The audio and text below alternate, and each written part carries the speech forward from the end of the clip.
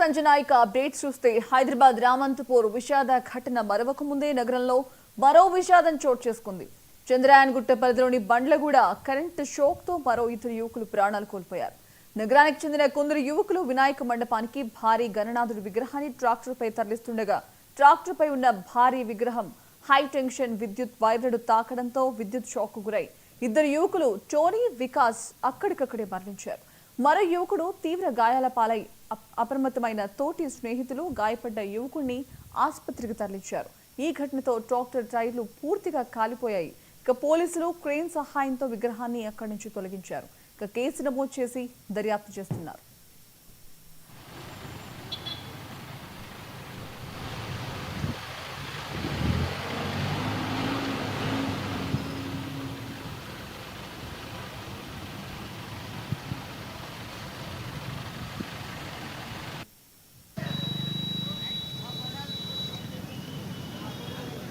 ఇక్కడ ఆపుతున్నారు.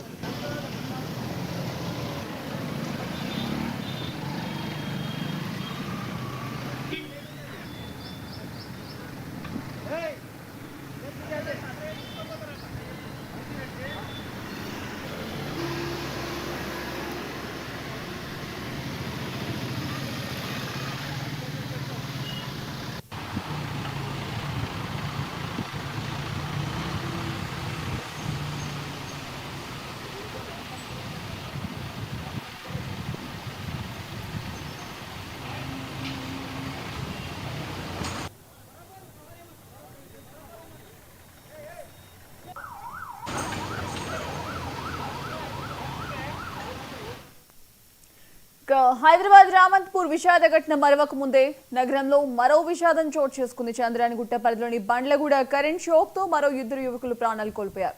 నగరానికి చెందిన కొందరు యువకులు వినాయక మండపానికి భారీ గణనాథుని విగ్రహాన్ని ట్రాక్టర్ పై తరలిస్తుండగా ట్రాక్టర్ పై ఉన్న భారీ విగ్రహం హై టెన్షన్ విద్యుత్ వైర్లను తాకడంతో విద్యుత్ షాక్ కి గురై ఇద్దరు యువకులు టోనీ, వికాస్ అక్కడికక్కడ మృతి చెందారు. ఇదే అంశానికి సంబంధించిన మరిన్ని అప్డేట్స్ మా చీఫ్ రిపోర్టర్ శ్రీనివాస్ అందిస్తారు. శ్రీనివాస్, చెప్పండి. రామంతపూర్ విషాద ఘటన మరవక ముందే నగరంలో మరో విషాద ఘటన చోటు చేసుకుంది.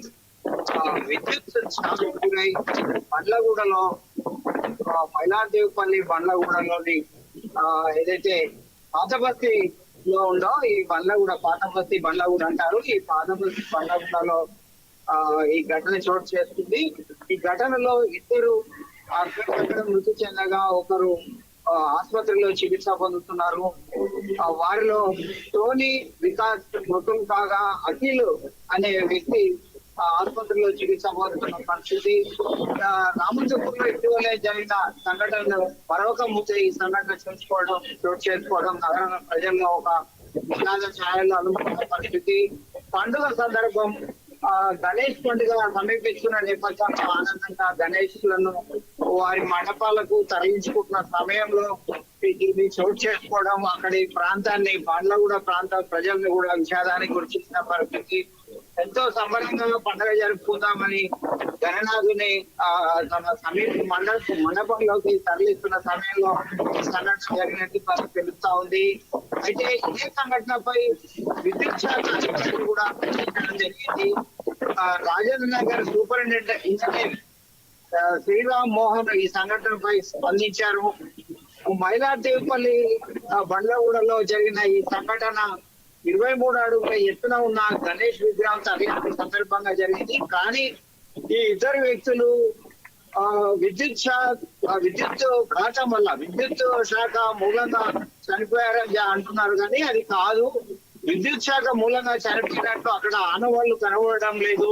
ట్రాలీ మీద ఉన్న వ్యక్తులు కింద పడడం వల్లనే తీవ్ర గాయాలై మృతి చెందినట్లు ఆయన చెప్తున్నారు, వివరణ ఇస్తున్నారు. మరింత లోతుగా దీనిపై దర్యాప్తు చేస్తున్నామని కూడా ఆయన ఓ ప్రకటనలో తెలపడం జరిగింది.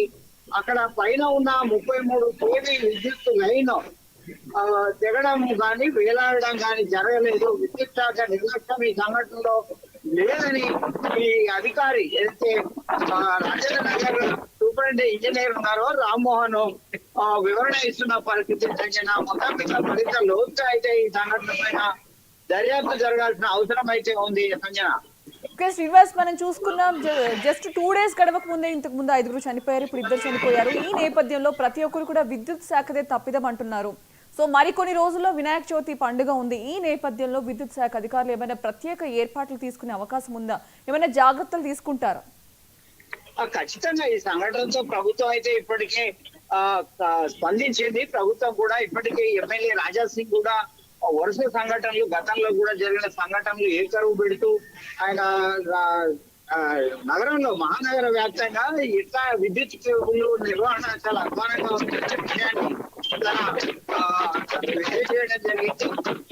ప్రభుత్వాన్ని కూడా హెచ్చరించడం జరిగింది. ఇప్పటికైనా వెంటనే చర్యలు తీసుకోవాలని హెచ్చరించారు. అదే క్రమంలో okay right, thank you Srinivas.